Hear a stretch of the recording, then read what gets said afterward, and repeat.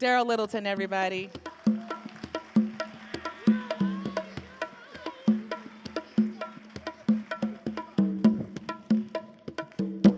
Cool. Give it up for everybody you've seen. Give it up for Ajai. And it's great to be here, not just because, I survived cancer and I'm alive. It's great to be here because any man who's been in show business for 30 years and isn't up on charges these days, that's a great thing. That's it's pretty doggone amazing. I don't know what I was doing. I must have been screwing up. When all these other guys were having fun, I was just being a good guy. All right. Well, and some people use the word legend with me. I figured out how you become a legend. Just get old. Just don't die. That's all. That's how you become a legend. All the real legends die off, and it's like, well, who's left? Well, that nigga over there. Shit. I mean, Hell, I'm pushing 70.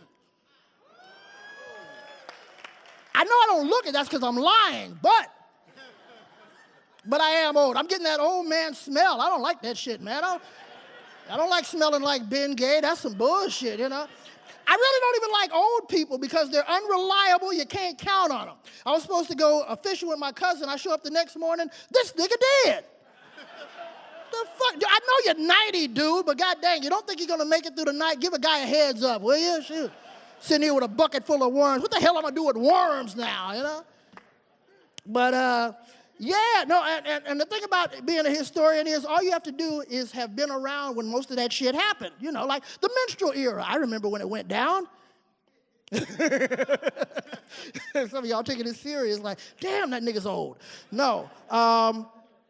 Black comedy is really important to me. As Ajai said, we started at the Comedy Act Theater. I actually started at Marla's Memory Lane. And there was Marla Gibbs had a great club.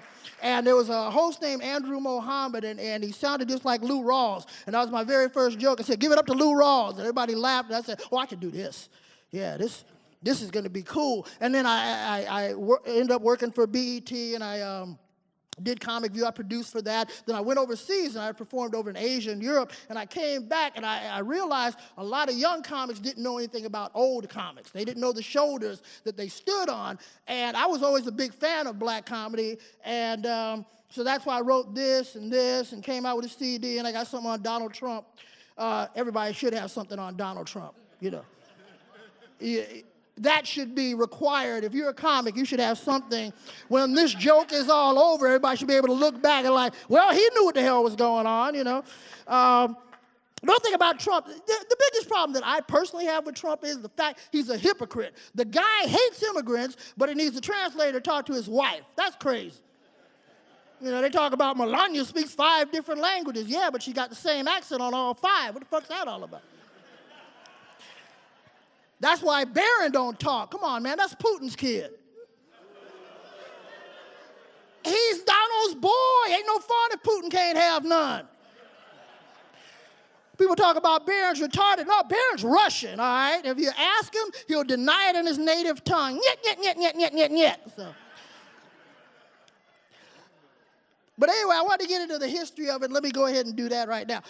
Black people got into comedy during the minstrel era. The minstrel era was started because there was a white guy named Thomas Rice, and he saw a black guy working out there doing his thing, but he was doing it and he was being very flamboyant about it because this black guy had seen white slave owners, and they used to come back, and when they would check on their property, they'd be all dressed up because most of them were business people and merchants, and they'd be looking around and all that. So black people started making fun of that silly-ass behavior. So when the minstrel era started, basically it was white people making fun of black people who had been making fun of white people. Get it? Yeah, so all that clowning and silly acting, that was just black people's take on white folk. And so the minstrel era became the greatest, number one, it was the first show business institution in America. It predated jazz. And the first black minstrels who was ghetto fabulous, his name was Billy Kersands. His thing was, see, we do one-liners and jokes and stories and all that. What they used to do back then was like gags.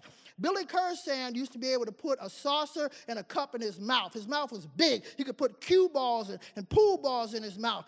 He became famous the world over, so big that Queen Elizabeth no, excuse me, Queen Victoria called him to come to England and do a show for a command performance. So they sent a boat, sent him over there. He did the command performance and came back. And that's why I really admired Billy Kursand, because not only was he a groundbreaking performer, up until that point, black people hadn't had much luck on boat trips.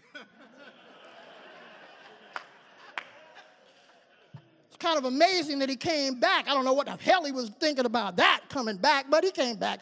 And so that opened the door for black show business. Minstrel shows went on. Then you had black and white minstrels. Because, see, the white minstrels dominated minstrelsy until the Civil War. At the point of the Civil War, that's when, white guys had to go kill other white guys, and that's how blacks got in.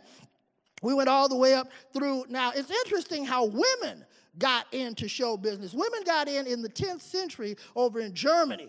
There was a nun, her name was Horsvitha. She wrote these comedies. Only bishops and cardinals and all that could see them. Didn't come to America until 1870. At that particular point, women were minstrels. That's the way they got in. Black guys got in the 1860s. Women got in the 1870s. However, women didn't have to keep the blackface on long. This was the reason for the blackface. It's the same doggone reason they want black dudes to act gay in movies or put on dresses. You must disarm the black man and make him look non-threatening. So the reason for the blackface was, exactly, when women did it, they didn't have to do it long. When men did it, they had to do it. They had to keep it on because these were in mixed theaters. Blacks were up in nigger heaven or all the way in the back. The whites were up in here. Now, here was the deal back then. If you were in a mixed theater, the blacks up there had to wait for the whites down here to laugh, and then they could laugh. That was the signal that it was okay. Yeah, crazy system. But that's how these party records came to be. So people could go home and listen and laugh whenever they want to and didn't have to deal with the pressure and the silliness. So anyway, when the minstrel era came in, as I was saying, when women came on stage, it was usually done with partners. Black guy would come on, but he always had to look at her. He could never look at the audience because he may make eye contact with a white person, and Lord knows you don't want to do that. The sister could come on, though, and she could talk to the audience. She could talk to him. She could converse with both. Now, when the brother left after they've done their exchange, the brother always had to leave this. Choreography is incredible. He would always have to go like this and walk off. That way, he could never make eye contact. She could sit there, that fool, blah, blah, blah, blah, blah. Women comedy was always interesting to me because people used to tell me, women ain't funny, and that's garbage. I knew a lot of women that were funny. I mean, Moms Mabley is the first female comic, 1929. She predates all these guys. And if you look at the history of the Apollo Theater, Pigmeat Markham, Nipsey Russell, it didn't matter, Ben Carter, Mantan Moore, she was better than all them dudes. Moms was the first one, this was before Dick Gregory, before Lenny Bruce, before Richard Pryor, who actually talked about political issues. And the interesting thing about Moms Mabley was she started off as a young woman. She started off young like you. Yes, AJ, started off young and vibrant, looking like AJ, but Moms Mabley used to, unlike you, used to go into the audience and like sit down at somebody's table and drink the drinks and laugh it up and hug the guy and all that, and she almost got a throat slit pulling that crap. So what somebody told her to do was, you need to go ahead and dress like an old woman, and that way you can say and do whatever you want. So she patterned her act after her grandmother, the hat, the clothes, everything, and that's why Moms Mabley was able to grow into being the old Moms Mabley, which was very cool.